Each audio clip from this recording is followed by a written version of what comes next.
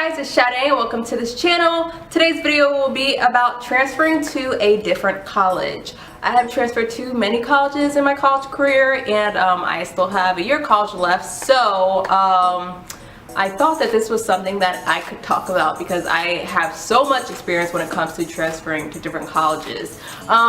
So if you are considering transferring to a different college, if you're going to college for the first time but it's not your choice college, then this video is for you. If you are new to this channel, please make sure you click that subscribe button, give this video a thumbs up, and let's get into the video. So I have attended not one college, not two, not three, but four different colleges since I have been in college.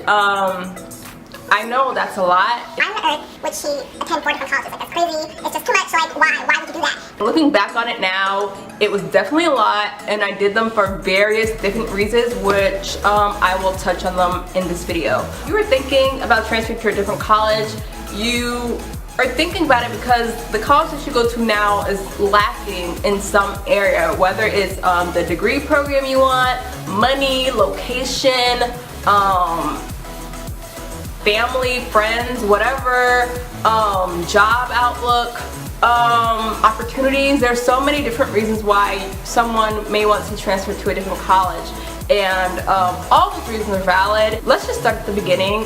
When I first graduated from high school, I went to Clark Atlanta University. It's an HBCU. If you don't know what HBCU is, it's a historically black college and university, and it's in Atlanta, Georgia. I'm from New Jersey, so Georgia is very far away. When I was in high school, I knew that ideally I wanted to go somewhere that was out of state, somewhere that was far. I just felt like I wanted to do something different, experience something different, experience different people, just be away from my environment, situation, and just everything. And that was one of the main reasons why I chose Clark Atlanta University. It was not like a dream college for me by any means. I did not really think about the extent of the financial responsibility that it would take to go there and to stay there, but I quickly found that out once I got there. It's one of the main reasons why I've had to transfer to so many different schools. But long story short, I only went there for a semester. I had to leave because I could not get any money to stay. I was out of state, so you know, it's always harder when you're coming from out of state. It was a very hard semester for me. I was just so stressed because of money. I did not live on campus because there was no money for that, of course, and I lived in like this off-campus housing, which is basically like almost across the street from the school, which was great, but I didn't have money to stay there, so it was just a whole horrible situation. I barely had money for food. There were days where like I barely even ate. So it was not a great experience for me. It just did not work out, so I had to leave. So that was the first school that I attended, which was Clark Atlanta University, and it did not go great. It just didn't. The second school that I attended after that was a community college in my city. I attended that college not because it was just like the ideal situation to go to a community college. When I got back home into New Jersey,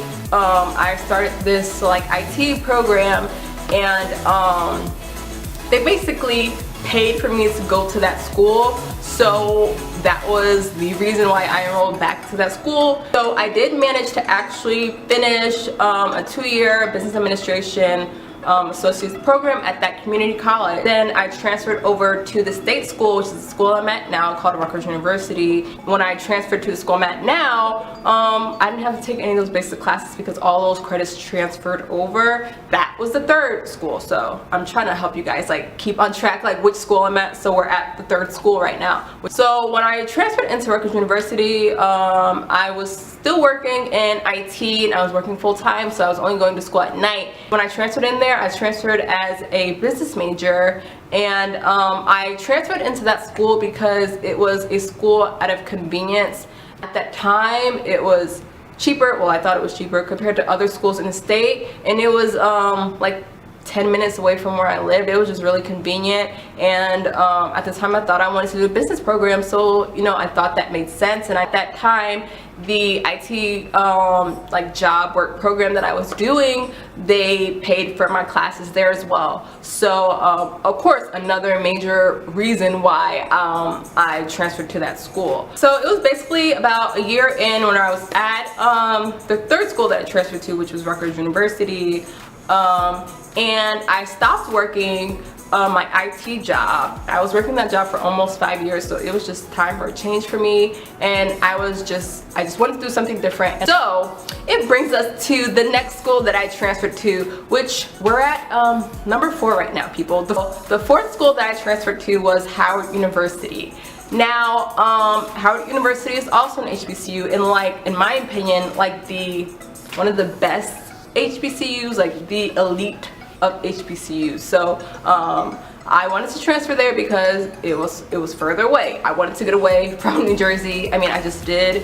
And it's a great school, great reputation, and career-wise, my goal is to be a journalist and work on TV. So I thought, you know, Howard has just a great reputation.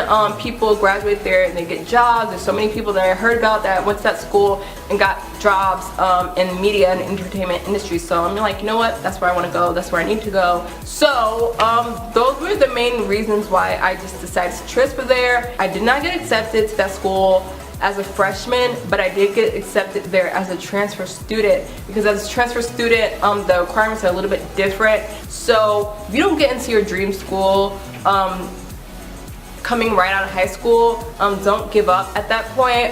Coming out of high school is very competitive. There's like people from everywhere applying to get into that school as a freshman, so you may not get in, but apply, go to a community college, do good at whatever college you're at, and then transfer to your dream school. I mean, that's just like a kind of like college hack to get into your dream school. That was something that I always really wanted to do. I wanted to go to that school, and I'm going to do a separate video on my experience at Howard, because it would make this video super long, and it's just a whole nother story separate into itself. But I went there. Long story short, I had to leave this school because of financial reasons. Howard University is very expensive. I think it's like 50 grand a year to go there, which is pretty expensive when it comes to schools. If the money came through, I would have stayed. I would have been glad to stay, glad to graduate from there. Now, that was school number 4. Now, that was about a year ago. Immediately the following semester, I enrolled back in Rutgers. So we were at number 5 right now, people. Being at each and every school, there are definitely good and bad things that happen, but it was definitely a learning experience with each one. And if you guys want a separate video on that, maybe learning experiences from going to different schools, we can talk about that. Leave it in the comments below. I think that it's something that definitely needs to be thought out, something that is discussed with your parents if they are helping you in any way, or if you live with them or anything like that, because there are so many things that you may not realize until you get there, and then they're in your face and you're like, wow. I feel like the worst thing about transferring to a different college, especially if you're out of state, is having to go back home. And I had to do that twice. So if anything, if you could learn from my experience, is to have a plan, and not just a plan like, oh, I'll go there and I'll figure it out. No, have a plan before you go there. I mean, if you can, know exactly what the cost is, what your financial aid is gonna be like.